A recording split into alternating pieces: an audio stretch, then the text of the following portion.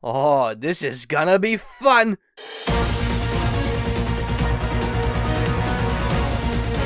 Something has to be said about balance in video games. Life's easy in comparison. Been pretty soft and squishy as of late. So how's about we chase down insanity, sending 10 different messages to 10 different busy bodies that reads, "You could have tried a little harder." Here's my rules. While these can be any number of things, glitches and bugs are a strict no-no. Also, no cheat codes. That'd just be stupid. I'll meet you on the other side. Bonus points if you still have your head.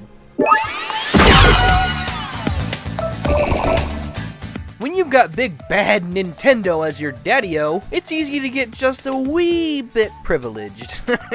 And if you're the favorite child, ha! It's life that has to worry about you. Mario is forever bathed in the money and love of his overprotective guardians, and it's common intel that nothing's too good for the face on him. While the likes of Mario 3's Hammer Brothers suit and Thousand Year Door Super Guard are easy pickings, I kinda wanna break something. Oh, short fat plumber toured the world riding on a Yoshi. Grabbed a feather, grew a cape, and that is fucking bullshit. Super Mario World's cape feather is an oldie but a goodie. Too goodie. Hey, I'll fully admire the team's work to create a super fun and useful power-up, but this is a joke, right? You know how a platformer is all about dodging obstacles and getting to the goal? I'll let you know if I see any. Of all the ways I've seen a level get its ass screwed, this has got to be the laziest. I have zero clue how Mario's able to surf updrafts with nothing but a towel on his back, but fuck does it work. Think of it as a free level skip that you can keep. If you graduated Donut Plains' flight school, you can leave 80% of the game's courses for dead with your unlimited airtime. Yeah, who the fuck needs gas? And over to your left, you'll see the game I'm supposed to be playing. Okay, yeah, it doesn't skip every level, but far more than half of them. How many power-ups do you know of that let you flat out dodge most of the adventure? Just, oh, collapse for you, Nintendi!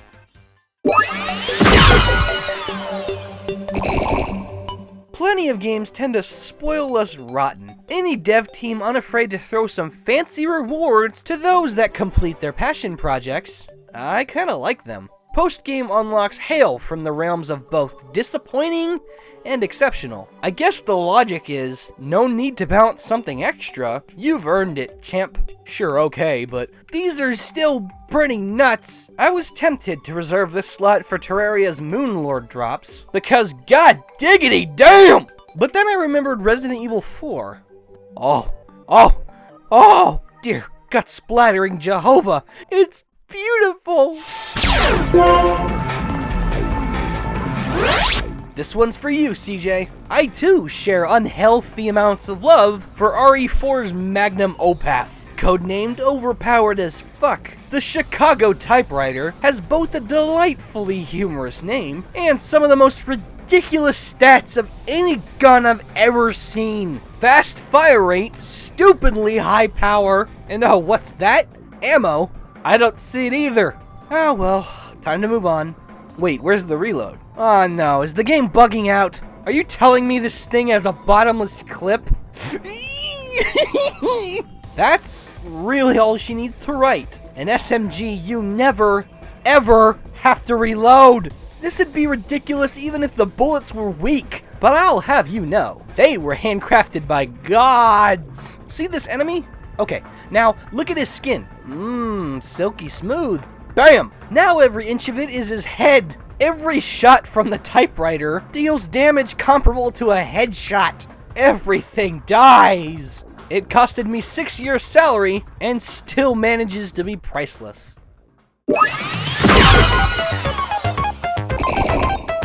The most exciting part about these types of countdowns is the inevitable generalist pick. You know, when the point of interest blesses, or in this case, plagues, multiple games instead of settling down with one.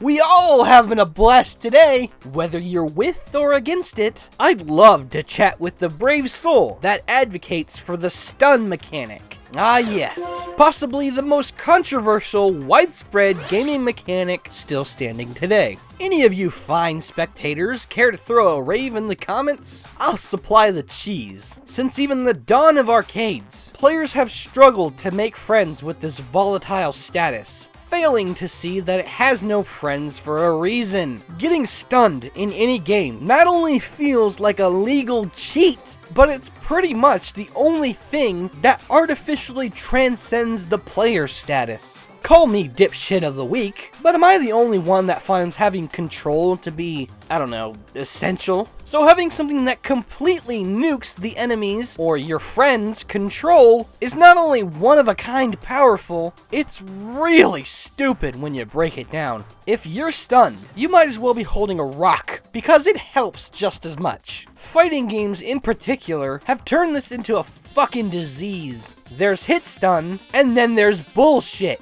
Here's looking at Street Fighter's dizziness, and, more personally, Pac-Man's bell in Smash 4. It's goddamn ridiculous. Just block, idiot. Well, looky who deduced the placement. Stun's not any higher because you can generally avoid it with defensive measures. Unless you're the Sandman. It just doesn't give a shit. Oh right, Scout.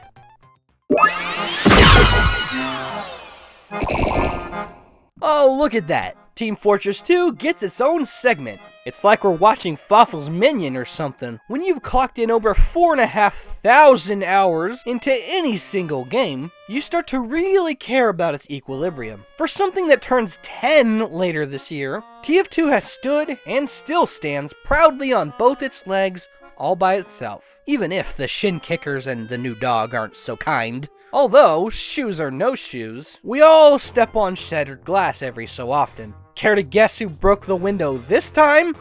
Nope. Nope. Nope. Bingo. This horse is not just dead. It's been roasted, chopped into pieces, and force-fed to Tom Jones's corpse. Twice.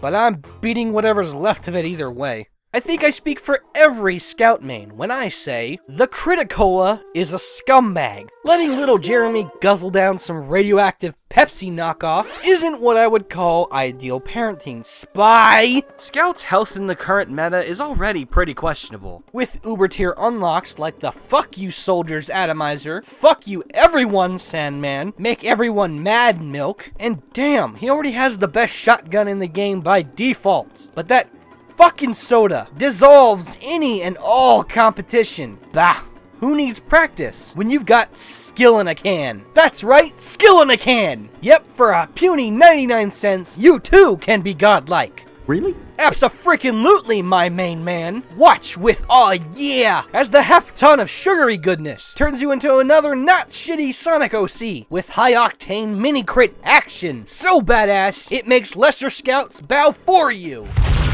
Got milk? Haha! Shoulda got soda. Drawbacks? Who needs those? You paid a whole $1, you dumb fuck. You deserve a break. Oh, just kill me already. If you've been sitting here thinking I know Mercy, think again. Only detail I know is that she's hot. I wasn't just looking for candidates in the FPS genre. It turned into a hunt. Two things so mechanically borked, I had to double up. We've seen the weapon, now for the punk that uses them. Most characters in FPSs are carbon copied to be the blandest slabs of dead meat those zero fucks could buy. You know, a new face is just as good as a new gun. Come on, mix it up a little. I take every word back. I do this in the name of Flames on Fire. The classic OP multiplayer character. This guy, Oddjob. Hell doesn't even take this kind of shit, man. A grade A crime against the cosmos to turn one of the best Bond villains ever into such a cheap, stress-mongering dick sneeze. I think everybody at this point knows the problem. It's his damn size. What kind of junk could you be huffing to think this moderately sized actor matched this crunched up, jaggy little shit's in-game model? I'd gladly buy some of that junk if it puts me in La La Land, where I doubt GoldenEye split screen is played. Okay, so what? He's short. Problem? Mini. The motherfucker's so small, the auto-aim points all the shots above his head. You can't hit the little shit while moving. You have to stop and point down to shoot his bitch face correctly. Need the reminder that this is Deathmatch? Oh, like the micro cunt is gonna wait for you to finish? Thank fuck he's only in multiplayer.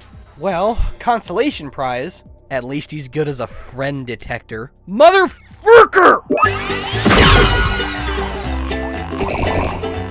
I've been pretty mad for the majority of this video, haven't I? Well, a fortune cookie told me to unrustle the jimmies for a bit, and I must obey our crumbly overlords. Overpowered stuff can promote one of two feelings. If you're not raging, you're probably laughing. Various jokers break their game in ways that tickle the funny bone like no other. Sometimes half the fun is knowing how busted you really are. Ain't that right, Kirby? Oh, but who am I kidding? The go-to place to be a stupid badass is Skyrim, of course. Gather round, fellow Dovahkiin. Time to talk about, Sneak. Have you ever seen something so ridiculously powerful that it forces laughter on sight? The punchline that is stealth in the Elder Scrolls series is very reminiscent of Mario World's Cape Feather. The game is its little bitch, and it's so obvious the creators knew this. Single-player campaigns are suitable spots to take the piss. So, who's gonna complain? The bears? The people? They'll have to see the problem first, and that's just not possible. Sneak is a basic skill the game encourages you to upgrade throughout your adventure. Your ability to go by undetected for some suave assassinations and to bypass danger. Thing is, they made it way too good, to the point where it feels like you put in a cheat code. Investing a lot into Sneak, which is laughably easy to do by the way, can make you illogically difficult to spot, eventually getting so good that you essentially turn invisible while crouching. Or fuck, even while AFK. Do you even sense? You could crouch in the middle of a fight and still be hidden. The AI has no clue where you went, and it's fucking hilarious. It's really that simple. Sneak turns Skyrim into an actual good stealth mission, and I worship it for that very reason. This is one OP mechanic we're all glad to have.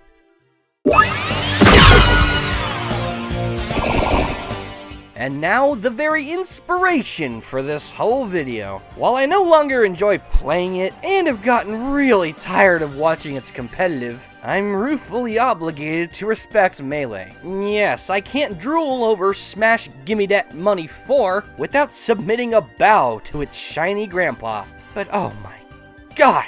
Looking back, this game's balance equivalates to a zombie that's been chopped in two and trying to find his feet. It's just... Yeah. Plenty of things in Smash Bros. DOS are disgusting. More than enough to induce polygonal vomiting. Fox's Shine, Falco's Dare, Puff's Rest, Marth's Hands. Ugh. Wait, what are you doing with that hand? No, I swear to God! Ice Climbers! Dear God and baby Mewtwo King. You know, I thought I was playing a game here.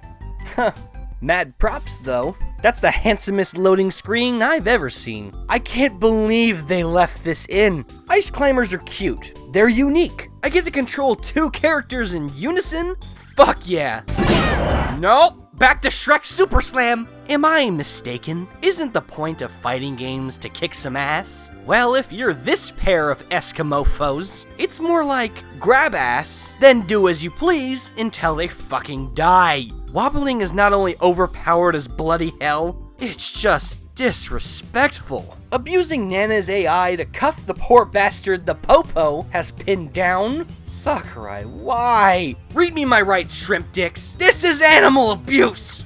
Yeah, this ain't a joke. That shit's inescapable if done right. And all the fun police needs is one goddamn grab. It's retarded.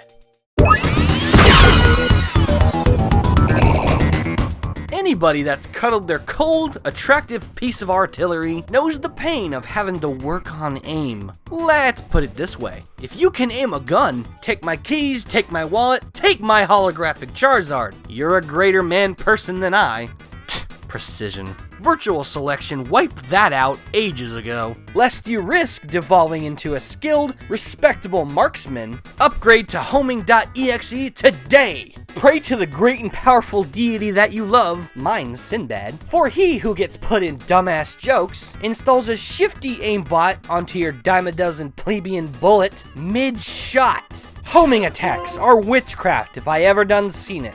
And I did. It sucked. Essentially being the super guide for items, before super guides were even riffing material, moves that have homing properties, usually projectiles, are the devil's spunk. Voodoo-cursed magic missiles that zero in on your half-asleep ass like a crafty amiibo harvester lusting after the Holy Trinity. And that's just fun, huh? You refine those gamer skills for a whole afternoon. A time-honored badass. But, oh! Here comes your day one bestie, trashing your face with their fresh batch of canned effort. All you need is salt. Oh darn, I think we just ran out. Not only is this annoying as hell, since there's rarely any way to combat it, it just wrecking balls the entire skill ceiling. A standard projectile set beside a homing projectile is like an empty briefcase set beside a briefcase full of hundreds and Rabbid Luigi's buttery voice. Hold that joke, Mr. Stand-Up Comedian. Some of us have to aim our tomatoes. In a series as diverse as Pokemon, there's not too much to bitch about in the way of game balance nowadays. I mean, yeah, fairy types are too dominant for comfort, and Stealth Rocks can eat my ass with the sight of choke on it. But looking at the big picture, no. This 20-year-old does his job and bats no eyes. Proud of you, champ. You were an ugly baby, though. Generation 1, aka, you're old, motherfucker.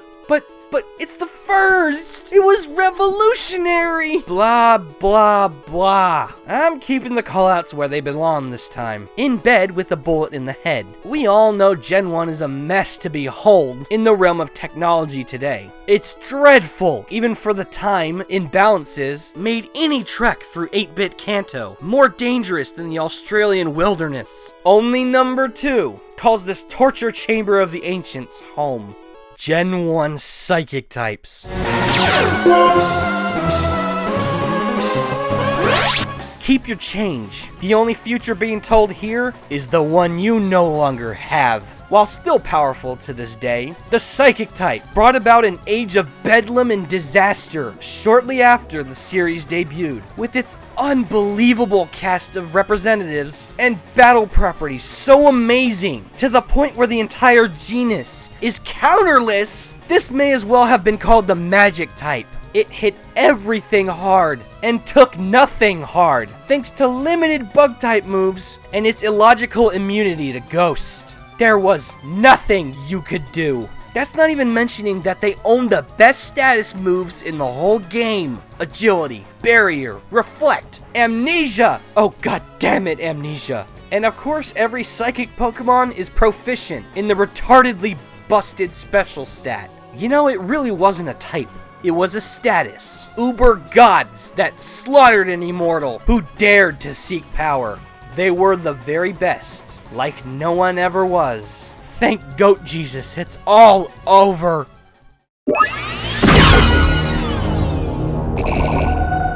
So far, we've detailed power that, despite what it wrecks, isn't enough to completely trash the rulebook. Wobbling doesn't make learning your fundamentals obsolete, and having access to red shells doesn't cancel the race. But there is one that towers over the game itself. An ability so influential New rules can be made on the fly with it. Super Metroid's wall jump.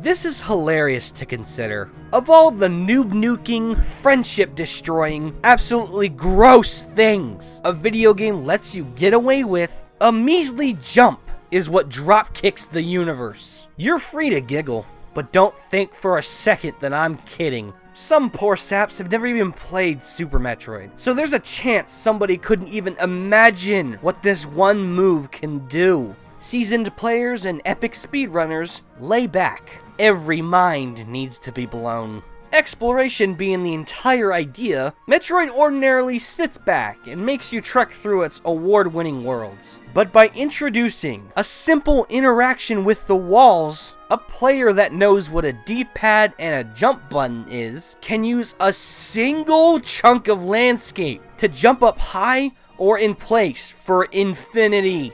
May I remind you, this is a game where puzzles and challenges are locked behind boundaries that require certain prerequisites to move on. But with wall jumping, it's possible, hell, it's easy to skip requirements and shave off all but the completion time's head. You can go almost anywhere, at any time, with an ability you can never not have. In a game all about the adventure, a tactic such as this is advantage over the game itself. I've never seen an ability give the player so much power over what they're playing. It's the pinnacle of control, in every way we care. This is being Fawful's Minion. Thanks for the attention. Remember to keep calm and have fury. Farewell!